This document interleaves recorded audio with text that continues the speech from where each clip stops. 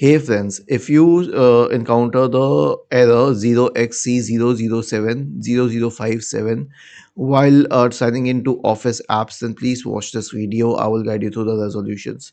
So here's the thing. There is a script to reset Windows Update components. So you'll say that this is not associated with Windows updates. Actually, it doesn't matter because the logs for both Office apps, their login and Windows updates in Microsoft Store are all stored in the software distribution and cat2 folders. So just perform this script that I'm sharing with you in the description section of the video. Copy it, search for command prompt, click on run as administrator, and then paste it and hit enter.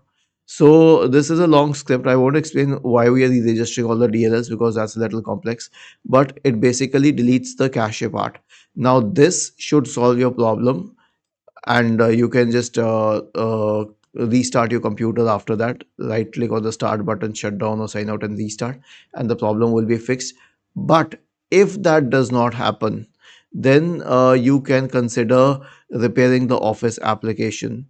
So right click on the start button and select settings from the menu. Go to the apps tab on the list on the left hand side and select installed apps, and then you can scroll down to Microsoft 365.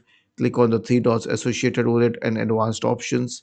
Scroll down and click on repair. Okay, if this doesn't help, then reset it. And if this doesn't help, then you can consider reinstalling, but I am against this because you won't reach that stage. I mean, 100% of the cases will be solved by now, but just in case you want to know, you can uninstall it, uninstall, and wait for it to be done. Then search for Microsoft Store in the Windows search bar and open the Microsoft Store. And now you can search for Microsoft 365. Okay, and then go to the app page, and then you can select this option here for install. Was this helpful?